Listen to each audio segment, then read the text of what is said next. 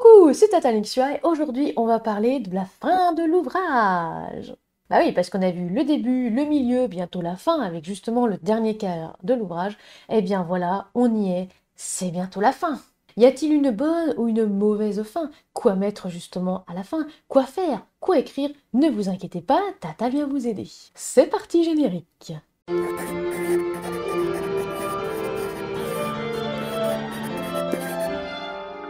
Pour ne louper aucune vidéo, abonnez-vous et activez la cloche. Entre fin d'un OS, un one-shoot ou fin d'une saga. Et oui, la fin, c'est l'achèvement de quelque chose. Si c'est un OS, à savoir un one-shoot en plus, vous vous apprêtez à mettre le point final sur votre univers, car il n'y aura pas de suite. Si c'est un tome 1, l'enjeu n'est évidemment pas le même que si par exemple vous mettez le point final au niveau d'un tome 3 qui va clore votre trilogie, ou pourquoi pas aussi votre tome 8 qui va achever votre saga. Surtout que vous pourriez, en écrivant le tome 2, rectifier ou corriger, peut-être aussi ajouter ou supprimer des éléments dans le tome 1. Quand est-ce qu'on en voit la fin? Oui, c'est pour ça qu'il faut du recul avant de publier une saga, parce que pas mal de choses peuvent évoluer au fil des années. Et si je ne sais pas? Et oui, parce que parfois ça peut arriver, on ne sait pas si ça va être un OS, on ne sait pas si ça va être une saga, une trilogie, une quadrilogie, je crois que c'est quelque chose comme ça, ou même plus. Parfois, voilà, on peut peut-être aussi se laisser emporter et on ne sait pas. C'est de toute façon, on va dire un petit peu notre défaut de ce métier d'écriture, notre imagination, on ne peut pas la contrôler. Et aussi, on peut ramer pour mettre le point final parce qu'on se dit non, mais en fait, je veux pas terminer. Et oui, ça existe, et vous verrez au niveau des témoignages que j'ai récoltés, des pannes d'écriture à quelques lignes de la fin, ou même des fois des personnes qui se freinent, qui ralentissent, mais tout simplement parce qu'elles n'ont pas envie d'arriver à la fin. Donc déjà, si vous ne savez pas justement si vous allez terminer ou pas, je vous conseillerais de faire une fin, ou même aussi des fois d'écrire ce que j'appelle des fins alternatives. Moi, des fois, j'écris des fins alternatives sur un autre fichier, sur un autre document. Oui, alors le document s'appelle souvent fin alternative au roman sans titre. Voilà, parce que je me dis comme ça, peut-être qu'un jour, si j'ai besoin de changer la fin, parce que j'ai envie finalement d'écrire un tome supplémentaire, ou peut-être pourquoi pas un spin-off ou quelque chose, j'ai de quoi, on va dire, un petit peu me rattraper. Et sinon, bon courage. Et si jamais, c'est vrai que la plupart des personnes qui freinent avant justement la fin, c'est souvent parce que vous avez peur de quitter votre univers ou aussi de vous retrouver sans rien. Un petit peu comme si vous étiez là, oui, mais et après, qu'est-ce que j'ai? J'ai plus rien, j'ai pas envie justement d'arrêter, j'ai pas envie de finir. Qu'est-ce qui va m'arriver après? En fait, vous n'avez pas rien, mais c'est vrai que sur le coup, on s'en rend pas compte, vous avez écrit beaucoup avant. Et la peur, en fait, peut aussi vous empêcher d'avancer. Alors avec moi, comme toujours, il n'y a pas non plus de recette miracle, je ne vous forcerai pas. Je sais juste qu'une amie a suivi une méthode bien à elle. Elle n'a pas fini, en fait, ses 5 premiers bouquins, et finalement, elle a écrit une petite nouvelle, et après, elle est revenue justement sur ses anciens livres pour justement mettre le point final, et mettre finalement les 5 camots de la fin. Comme quoi, laissez-vous peut-être aussi juste le temps. Ça peut prendre une semaine, des mois, des années. Il n'y a absolument pas de règles. Et d'ailleurs, s'il y a quelqu'un justement qui vous dit «Ah là là, t'as pas écrit la fin de ton bouquin au bout de 5 ans, franchement, t'es nul!» Get out cette personne. Si vous voulez, je peux même vous aider avec une pelle. Et si jamais vous avez une deadline, ça peut arriver si par exemple votre trilogie a été acceptée en maison d'édition, que vous aviez terminé le tome 1, mais vous n'aviez pas encore, on va dire, mis le point final au tome 2 et qu'après il y a le tome 3, là effectivement, vous n'allez pas forcément avoir des années. Donc faites un petit exercice et puis regardez un petit peu ce que je fais au niveau du compliment beurre sur Instagram parce que ça peut peut-être aussi vous aider. Posez-vous 5 minutes. Bon, car déjà une fin expédiée, vous n'allez pas aimer écrire ça, ça va se ressentir en plus, ça ne va pas du tout. Vraiment essayez en fait de souffler et essayez d'imaginer toutes les fins possibles, un petit peu comme un éventail en fait. Imaginez justement toutes les fins qui pourraient arriver à votre univers, vos personnages, à votre histoire, et écrivez-les. Oui, oui, vous verrez, écrivez-les toutes. Et puis vous allez voir qu'au bout d'un moment, vous allez dire non, mais en fait, ça non, ça non, ça non, ça non. Et finalement, vous arriverez à choisir votre fin. Ou en tout cas, l'éditeur ou l'éditrice choisira pour vous. Car oui, je le rappelle, si vous êtes en maison d'édition, vous avez toute une équipe éditoriale derrière qui peut vous aider. Comment l'envisager, cette fin? Pour les architectes, ils ont normalement déjà leur fin. Je ne sais pas si parmi vous, justement, il y a des architectes, il y en a qui modifient peut-être ou qui ne la connaissent pas, mais généralement, ils ont la fin. Les jardiniers, des fois, ne la voient même pas venir, cette fin. Et les troisièmes voix, comme moi, vont laisser les personnages la décider. Moi, d'ailleurs, c'est très souvent, des fois, j'ai envie d'écrire plus, mais mes personnages me disent non, mais là, c'est bon, ça s'arrête là, on verra après. Et puis, de temps en temps, j'ai dit non, mais je veux arriver là, je veux arriver là. Et puis voilà, et puis après, ça fait 150 camos, et puis c'est trop gros pour être imprimé. Voilà, mais c'est la faute des persos, de toute façon, tout le monde le sait. Donc, allez, un petit peu de cadrage, un petit peu justement de Tata Nixua comme on aime. Posez-vous des questions. Vous avez écrit une fin. Déjà, est-elle logique? Et si par exemple c'est pas encore votre fin, ou si vous ne savez pas si c'est votre fin, on s'en fiche, vous vous posez quand même cette question. Ensuite, a-t-elle évolué entre le début de votre histoire et justement ce point final? Est-ce que finalement vous étiez parti sur complètement une autre idée, ou est-ce qu'au contraire, bon, finalement ça va? Est-ce qu'elle était prévue ou pas? Est-ce que finalement vous l'appréciez? La fin aurait-elle été différente si les persos n'avaient pas fait ça, ou peut-être n'avaient pas rencontré X ou Y? Si je vous dis ça, c'est pour vérifier la cohérence. Les personnages ont dû évoluer durant votre récit, donc la fin doit être en adéquation avec cette évolution, leur caractère et aussi les épreuves qu'ils ont subies. Quelqu'un qui a vécu des épreuves n'est pas forcément plus fort, c'est aussi l'erreur souvent qu'on peut retrouver, c'est quelqu'un qui a vécu. Il y a quand même une forte différence en fait par rapport à ça. Alors oui, ça peut être un ou une survivante en fonction effectivement des épreuves, quelqu'un qui s'est fait des amis ou des ennemis. Les relations personnages ont dû évoluer, l'intrigue aussi. Au niveau de cette fin, avez-vous dû tout expliquer? Je dis ça parce que j'aime pas trop quand tout est expliqué, car pour moi, on doit quand même laisser le lecteur et la lectrice réfléchir, tirer ses conclusions. On peut avoir plusieurs pistes, quelques questions, des interrogations, fin ouverte ou non, ou envie peut-être aussi d'aller plus loin. Ça ne me dérange pas à partir du moment, encore une fois, où c'est cohérent et logique. Après, oui, il y en a qui vont dire non, mais moi je préfère quand tout est expliqué ou même répété. Là, tout simplement, à vous de faire ce que vous avez envie de faire. Et à vous aussi de doser en fonction si c'est un OS ou une saga. Tout simplement parce que je vous le rappelle, vous ne pourrez pas plaire à tout le monde. Voilà, c'est tout. Parce qu'il y a eu toute une partie qui va dire moi je préfère quand tout est expliqué. Et une autre qui va dire non, mais là franchement, c'est trop expliqué, quoi. Putain, c'est chiant, moi j'ai même pas pu réfléchir, là tout est dit. Voilà, voilà, voilà, l'être humain. Pour mes ouvrages, pour mes ouvrages, pour mes ouvrages, pour mes ouvrages. La fin vient parfois rapidement, oui. Souvent avant le début, oui, parfois ça m'est déjà arrivé d'écrire la fin avant le début d'une histoire, ou parfois en plein milieu. Pour La Malédiction de Cholva, ce livre-là, oui, le petit roman jeunesse qui est sorti en août, j'avais une idée de la fin. Avec la première édition, on a dû un petit peu changer les plans, et finalement avec ma propre édition, j'ai modifié les trucs aussi. Parce que je me suis dit non, mais il manque quelque chose en fait au niveau de la fin, j'avais envie de faire quelque chose. Finalement, oui, je l'ai fait, un petit quiz. Voilà, j'avais envie justement de faire un petit quiz à savoir quel personnage êtes-vous. Et du coup, si vous l'avez lu, vous êtes qui? Pour La Magie du Destin, oui, la Dark Fantasy, là, l'intrigue principale qui se termine à la saison 3, tome 2, comme je dis, je l'ai, je sais comment ça va se finir, alors que j'ai toujours pas écrit les ouvrages de la saison 3, comme je dis, et pour les tomes 2 de chaque saison, je le sais aussi. En revanche, la fin des tomes 1 de chaque saison, à part évidemment saison 1, tome 1, qui a été écrit depuis très très longtemps, c'est un peu plus... on verra en fait au fur et à mesure des années. Pour Alix, le roman SF un petit peu dystopique, je ne sais pas. Le tome 1, c'était complètement évident. La fin, elle était évidente, elle s'est imposée d'elle-même. Les personnages ont fait paf, voilà, ça ce sera leur fin.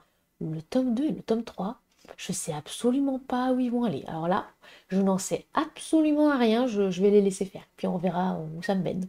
Pour La Lignée de Saut, à savoir le roman fantastique avec un petit fond de policier, j'avais la fin du tome 3 avant celle du tome 1 et donc du tome 2.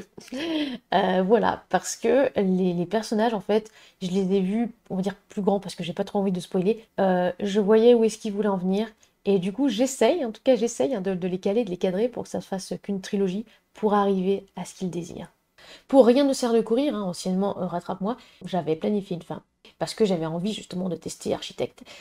Mes personnages n'ont fait qu'à leur tête. Et arrivé à la fin, j'étais là, quoi? Pourquoi vous me faites ça en fait? C'est parce qu'on avait prévu à la base. Youp, nous on a envie de faire ça. Voilà, voilà, voilà. D'ailleurs, au passage, il se pourrait que cette histoire ressorte prochainement. J'ai envie de vous dire, suivez-moi sur les réseaux sociaux pour en savoir plus. Fin prévisible ou non? Alors, la fin est-elle prévisible ou non? Attention, non, parce que je vous vois arriver, une fin imprévisible n'est pas une fin, comme on dit, cheveux sur la soupe, ou comme par hasard. Faites différentes pistes, glissez des indices au fil de votre récit, ça a son importance, troublez votre lecteur et votre lectrice, mais n'inventez pas un truc complètement random quelques lignes avant la fin, sans coup ni neurone. Oui, j'invente une expression. Allez, à un chapitre de la fin aussi parfois, juste en expédier parce que voilà, vous n'avez pas d'idée, etc. Puis bon, comme ça surprend, hein. Non, parce que très souvent, ça sort de nulle part et on se dit, mais en fait, c'est nul, pourquoi il ou elle a fait ça, quoi? Il n'y avait pas d'idée, il y avait plein de choses justement à faire. Et très souvent, on le remarque. En tout cas, je le remarque, je le sens, et très souvent quand je viens justement en petit SP, en service presse, le glisser aux auteurs et aux autrices, ils sont là, oui, mais je savais pas comment finir, ouais, mais si, ça va, parce que comme ça rebooste un peu. Ah non, vous avez loupé votre fin là. Donc je l'ai eu avec un ouvrage lu assez récemment, au niveau, on va dire, quand je tourne cette vidéo, plein de pistes s'envisageaient, et la fin en fait arrive en mode, non mais en fait, le perso qui était pourtant très empathique, limite loyal bon et tout ça, on va trahir tout le monde, tous ses potes et lui. Voilà, comme ça, il devient chaotique mauvais, quoi. Fin de l'OS. Oui, c'était un OS, un one shoot. Voilà, comme ça. Je me suis dit, bon, bah, j'ai peut-être loupé quelque chose. Et là, l'auteur, du coup, qui me dit après la fin, justement, de ma lecture, j'avais pas encore rédigé la chronique, je lui avais juste donné la note. Alors, cette fin, elle est géniale, non? Bah non. Mais il y a des trucs pas finis, en fait. Et ce n'est pas du tout cohérent, même par rapport, entre guillemets, à l'alignement du personnage. Pourquoi, en fait, ce personnage a fait ça? Surtout qu'on ne sait même pas, on ne connaît même pas ses raisons, parce qu'il n'y a rien d'expliqué, donc on ne sait pas. Et après, bah, il m'a dit, ouais, bah, ça surprendra. Ça surprendra. Moi, j'étais un petit peu plus en mode point d'interrogation. Ah, du coup, j'ai dit, alors, laisse-moi deviner, hein, très cher, du coup, je vais dire X, très cher X, tu ne savais pas finir, donc tu t'es dit, allez, X, là, Y, va trahir tout le monde et ce sera génial. Et la personne m'a répondu au bout de 2 jours en disant, ouais, 3 petits points.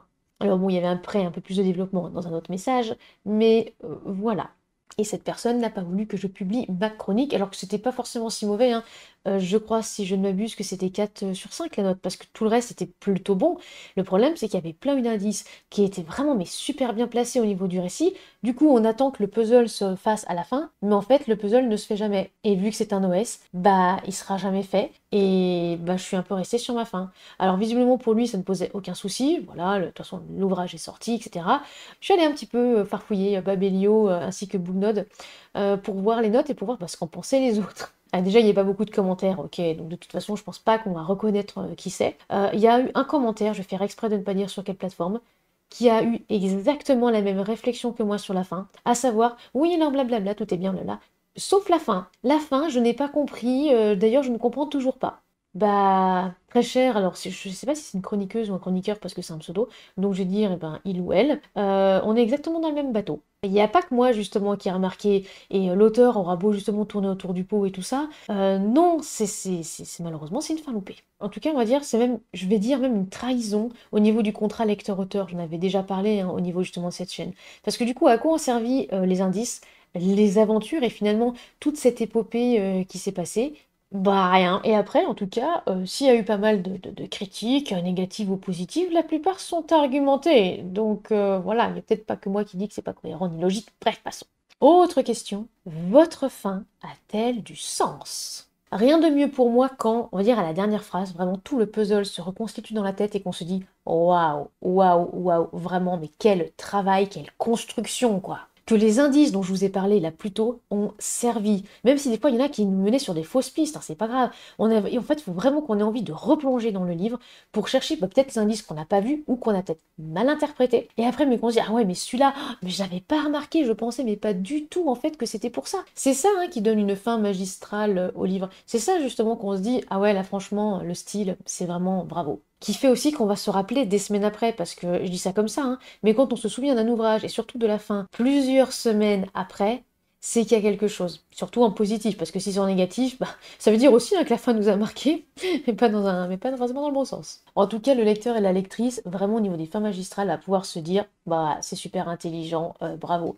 Je lis très souvent aussi hein, aux auteurs et aux autrices, et vous, en plus, auteurs et autrices, bah vous ne l'aurez pas pris pour un tardigrade. Ouais, ils sont résistants mais susceptibles. Ensuite, pour un exemple de fin, on va dire de la fin parfaite ou quoi que ce soit, je l'ai trouvé sur le site dans 5ans.com. Enfin, une fin heureuse très connue se trouve dans Pride and Prejudice de Jane Austen. Et pourtant, il nous reste toujours le fait irréductible que Madame Bennet, Lydia et Wickham continueront de poser problème à l'avenir. Les problèmes qu'ils posent seront de nature légèrement différente à la suite des événements de cette histoire, mais ils seront toujours là, car ils sont inextricablement liés à ces personnages. Fin de citation. Pourquoi j'ai mis ça? Tout simplement parce que vos personnages vont continuer leur vie après, bon bah, sauf s'ils meurent, hein, effectivement, et le lecteur et la lectrice doivent vraiment comprendre ça, et doivent vraiment justement peut-être même rêver la suite, rêver justement l'après, peut-être même aussi imaginer des fins alternatives, que sais-je, mais là ça voudra dire que vous les avez marquées, les personnes qui vous ont lu. Donc quand vous voyez par rapport à Jane Austen ce que l'on pense même encore à l'heure actuelle, bah imaginez, essayez justement de faire pareil. Et ensuite, pour finir, on va dire, avec cette petite catégorie, je vous dirais, le but d'une dernière page de roman est-il uniquement de donner un dénouement à l'histoire? Vous avez 4 heures. Blague à part. Non, quoique après, je crois que c'est une dissertation qui a vraiment existé, si ça vous intéresse. Je sais pas s'il y a lien dans les sources, mais ouais, ça pourrait être pas mal. Car oui, ça peut ne pas être un dénouement, ça je vous le dis, mais il va falloir avancer sur l'intrigue. Petite fifiche, hein, si vous avez du mal avec les intrigues, car si aucune intrigue, on va dire aucun conflit ou aucune révélation n'arrive, soit au niveau du dernier quart, soit au niveau de la fin de l'ouvrage, bah bof quoi. Ça veut dire que le rythme sera toujours le même et qu'on sera là, oh bah ouais, on a passé un bon moment, mais c'est tout. La fin, c'est vraiment quelque chose que votre lecteur ou que votre lectrice va lire si justement vous avez réussi hein, à les accrocher et à les garder, on va dire, du début jusqu'à ce moment-là. Donc, bah, il faut que ce soit génial. Il ne faut pas justement que le soufflet retombe. Il faut vraiment, on va dire, donner envie de revenir, de relire l'ouvrage qu'il ou quel a entre ses mains, ou dans la liseuse aussi. Il doit vraiment avoir un goût de j'y reviens, quoi. Un petit peu, voilà, un petit peu, on va dire, comme un dessert, qu'on a envie bah, que ça ne finit pas et qu'on a envie vraiment bah, d'en avoir limite un autre. Mais on peut pas, parce que le ventre, justement, est trop trop plein. C'est ça, justement, qui fait bah, que votre fin est géniale. Attention, spoiler! Avancez la vidéo de X secondes, hein, Léo le super monteur vous l'indiquera ici, si vous ne voulez pas connaître la fin de mes ouvrages. Vous pouvez dès à présent passer au chapitre suivant. Et si vous voulez effectivement les connaître, eh bien c'est parti. Dans La magie du destin, la fin de la saison 1, ça se termine sur la mort d'un personnage. Un personnage qu'on pourrait croire bah, impossible à tuer. Quoi, mais comment ça tu tues un personnage? Et pourtant si. Mais est-ce que c'est une vraie fin quand on sait qu'un autre perso est enceint? Et oui, j'ai bien mis enceint, avec un petit T quand même à la fin, je n'ai pas dit enceinte. Il y a une raison et je vous rappelle que je ne dis jamais rien par hasard. Et après, je rappelle que ça s'appelle la magie du destin, ça ne s'appelle pas la magie de Maria, hein, la petite série justement littéraire que j'écris. Donc voilà, vous pouvez en tirer les conclusions que vous voulez. Ensuite, dans la lignée de Sorrow, la fin du tome 1, c'est l'explosion d'un laboratoire. Avec, encore une fois, puisque j'adore justement faire ça, un personnage pris au piège à l'intérieur. Voilà, ouais, j'ai osé, mais parce qu'il le fallait en fait. C'était, je vais dire, entre guillemets, une mort utile, parce que les autres avaient besoin de ça en fait pour avancer. Dans La malédiction de Sholva, mon ouvrage jeunesse, Ayla ne trouve pas le trésor. Enfin, pas tout à fait, justement. Disons peut-être qu'il a déjà été trouvé et qu'elle a peut-être tout simplement terminé le travail de quelqu'un qui lui est très proche. Les obstacles justement à cette fin. Le souffle numérique a fait un article sur le sujet en plus de comment finir un roman, vraiment qui est vraiment pas mal. L'écriture, ça prend du temps en effet et on peut ne pas en voir le bout. On se remonte les manches, on met la lassitude de côté, on cherche du soutien, de la motivation, mais on n'abandonne pas. Non, non, non, don't give up.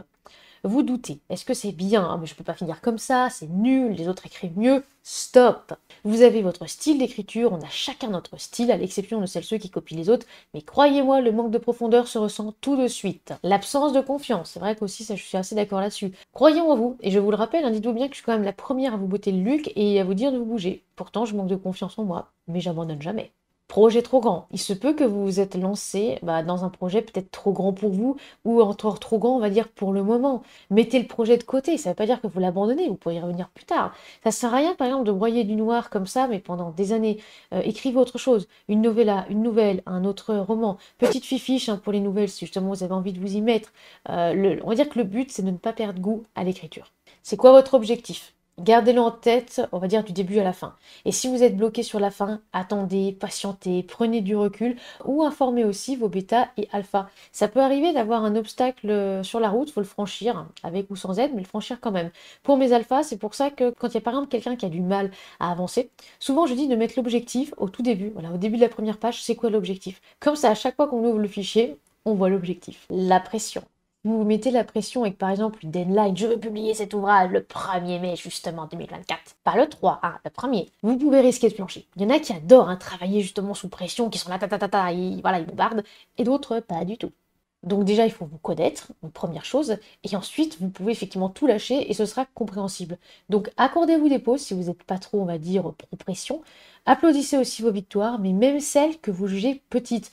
Oh là là, franchement, d'habitude, j'écris 3000 mots par jour et là, j'en écris que 1000. Franchement, c'est nul. Non, vous avez écrit 1000 mots de plus.